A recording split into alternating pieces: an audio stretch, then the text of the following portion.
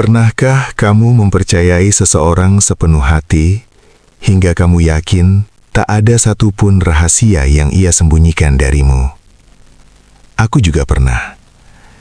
Aku percaya pada suamiku, seorang CEO sukses yang hampir setiap minggu pamit dinas keluar kota. Aku percaya pada senyum dan janjinya.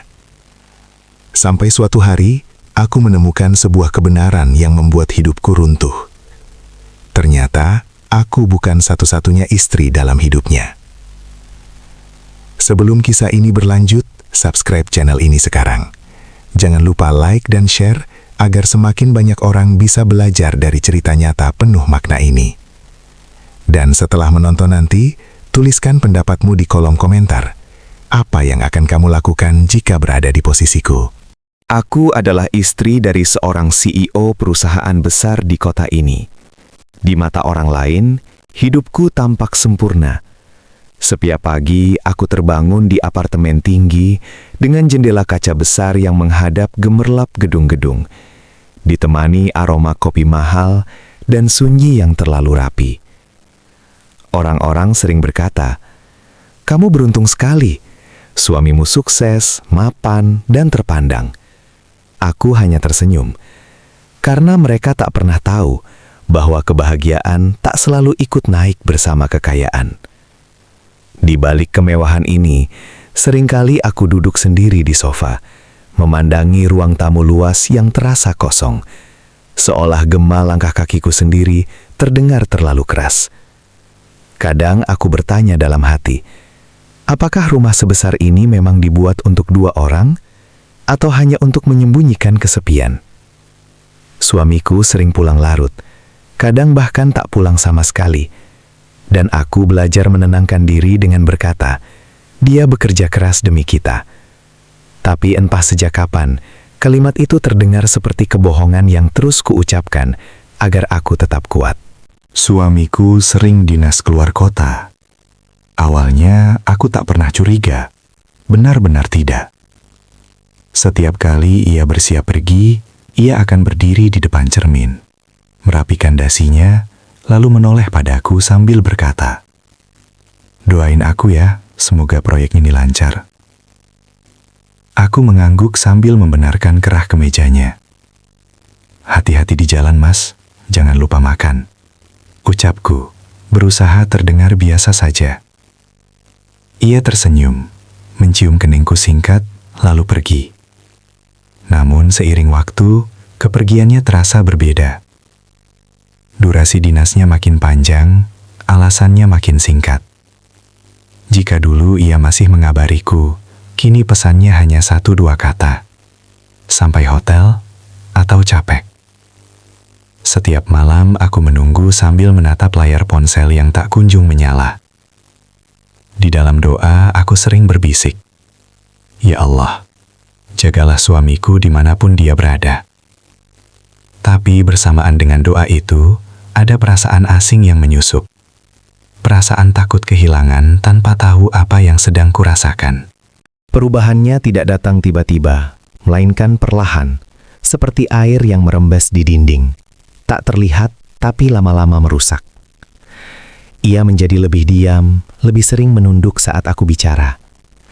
Saat aku bertanya tentang pekerjaannya, jawabannya terdengar datar. "Biasa aja," katanya. Suatu malam, saat kami makan bersama, aku mencoba membuka percakapan. "Mas, minggu ini kita makan di luar yuk. Sudah lama kita nggak jalan berdua." Ia menghela napas pelan. "Nanti aja, aku lagi banyak pikiran." Kata nanti itu membuat sendok di tanganku berhenti bergerak. Aku menunduk, menelan kecewa bersama nasi yang terasa hambar. Aku mulai menyadari, ia tak lagi hadir sepenuhnya di hadapanku. Tubuhnya ada, tapi pikirannya entah di mana. Aku sering menatap punggungnya yang membelakangi aku di ranjang, dan bertanya dalam hati, sejak kapan aku merasa seperti orang asing di rumah sendiri. Suatu malam, hujan turun deras di luar jendela. Aku memberanikan diri mengutarakan isi hatiku yang selama ini kupendam. "Mas," panggilku pelan. Ia menoleh malas. Kenapa? Aku menarik napas dalam-dalam. Kamu masih bahagia nggak sama aku? Pertanyaan itu meluncur begitu saja, meski suaraku bergetar. Ia terdiam. Detik-detik berlalu terasa sangat panjang. Lalu ia tersenyum tipis, senyum yang tak sampai ke mata. Kamu kenapa sih? Kok nanya aneh-aneh? Jawabnya. Dadaku terasa nyeri. Aku cuma ngerasa kamu jauh.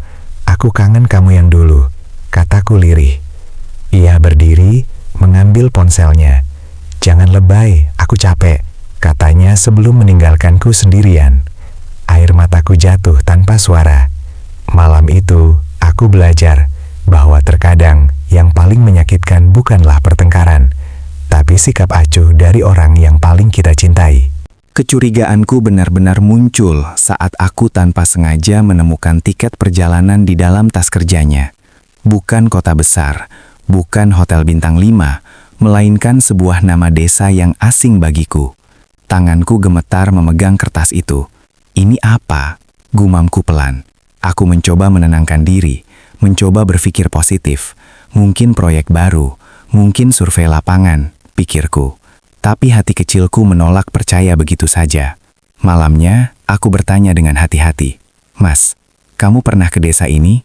Ia terlihat terkejut sesaat sebelum menjawab. Oh, itu urusan kerja.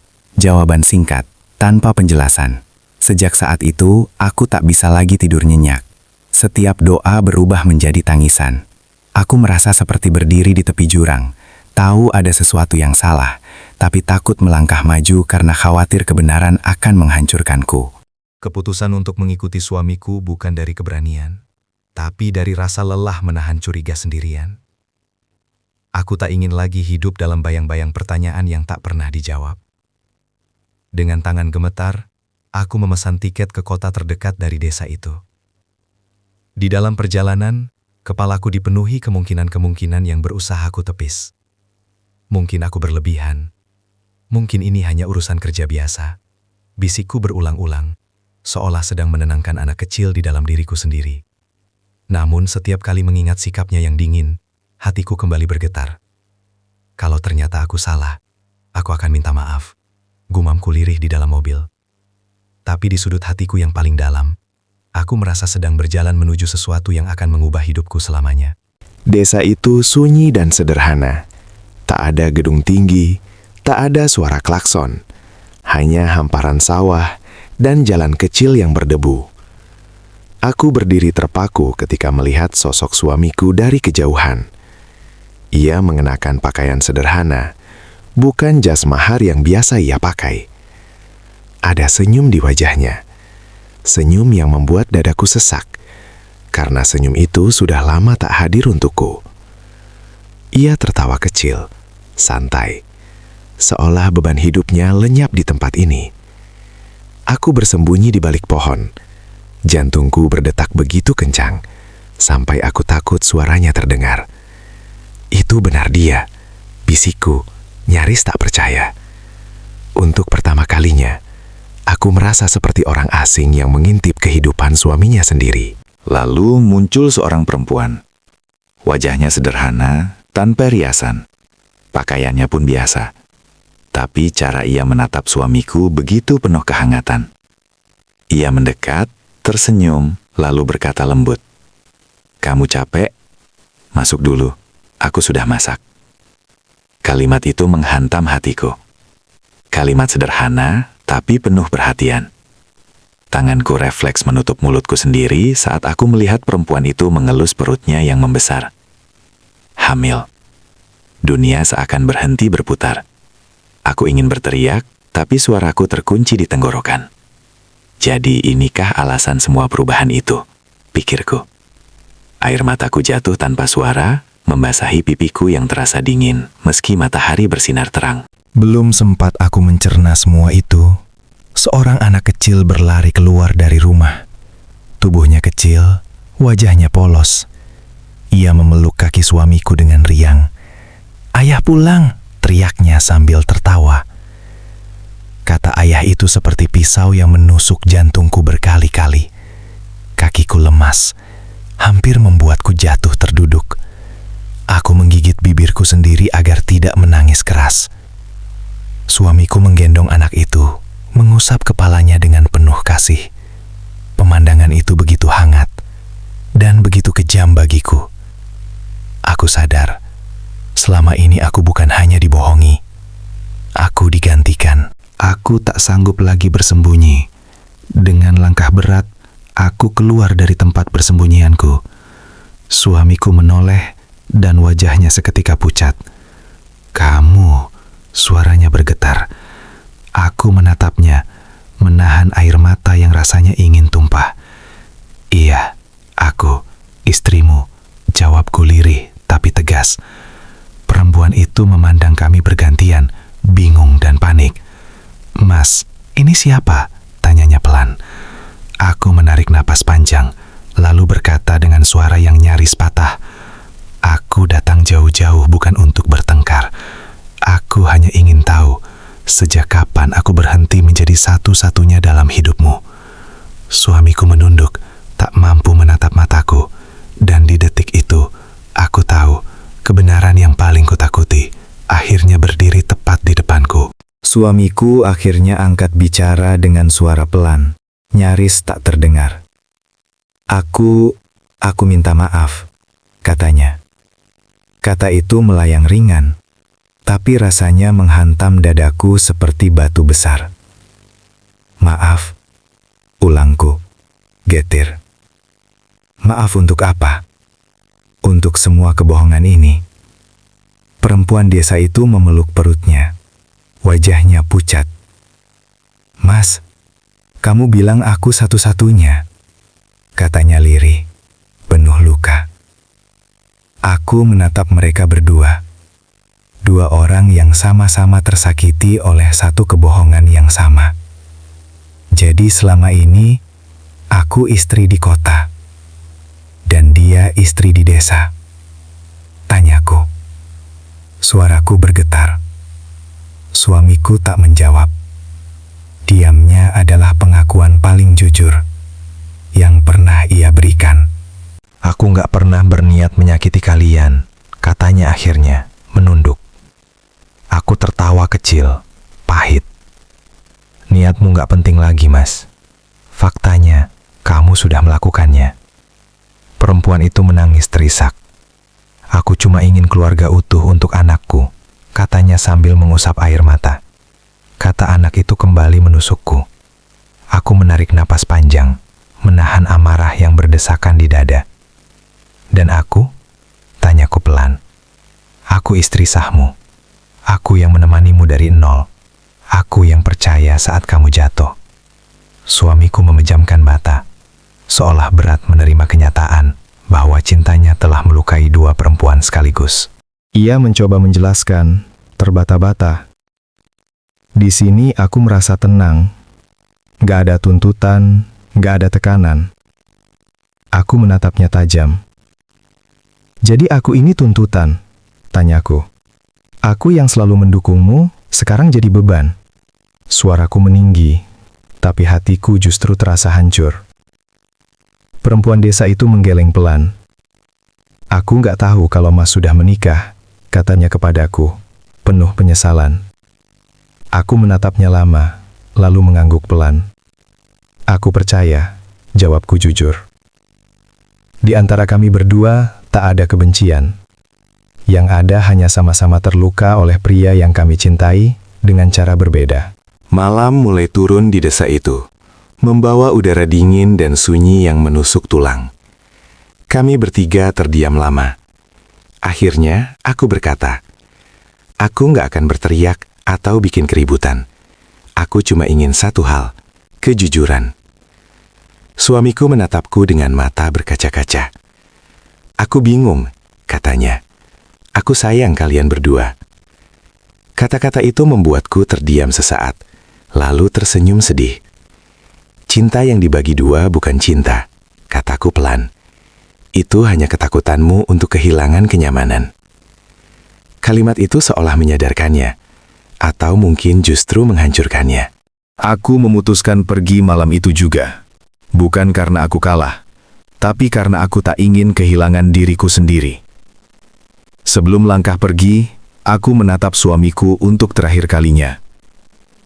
Aku berharap kamu belajar dari ini, kataku.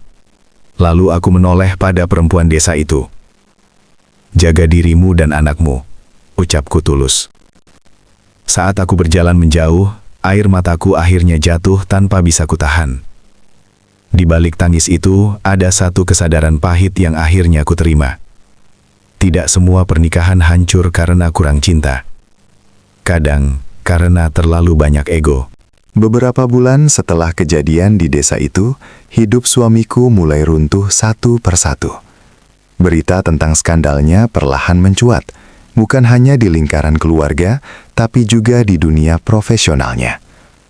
Rapat demi rapat berujung kecurigaan, kepercayaan klien menghilang, dan jabatan yang selama ini ia banggakan akhirnya dicopot. Suatu malam, ia meneleponku dengan suara parau. "Aku kehilangan segalanya," katanya. Aku terdiam lama sebelum menjawab. "Bukan segalanya, Mas," ucapku pelan.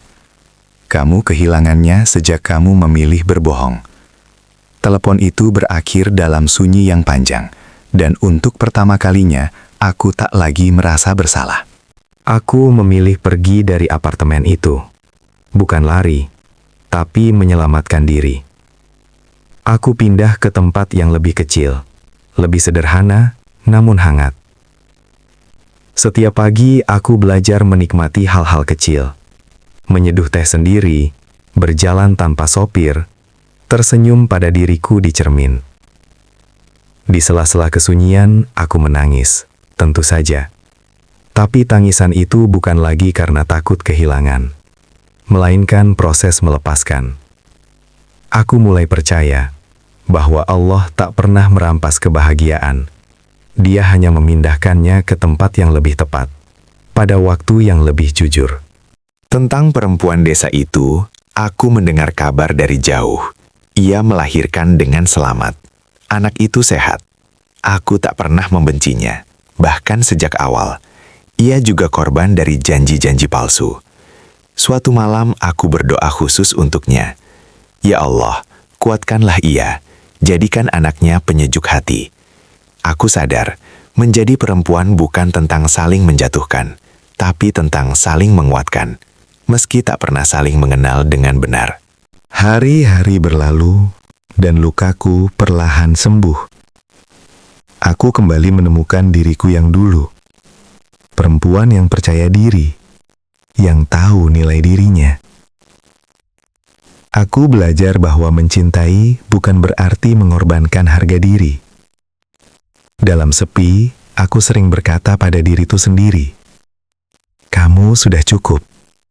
Kamu layak dicintai dengan utuh." Kalimat itu menjadi doa yang terus kuulang.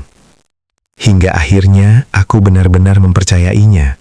Dari kisah ini, aku belajar satu hal paling penting. Kesetiaan adalah pilihan yang harus dijaga. Bukan janji yang diucapkan sekali lalu dilupakan. Jika kamu yang mendengar kisah ini sedang berada di titik terendah, ingatlah, Allah melihat setiap air mata yang jatuh. Tidak ada luka yang sia-sia. Semoga kisah ini menjadi pengingat bahwa kehilangan yang paling menyakitkan seringkali adalah jalan menuju kebebasan dan kedamaian yang sesungguhnya.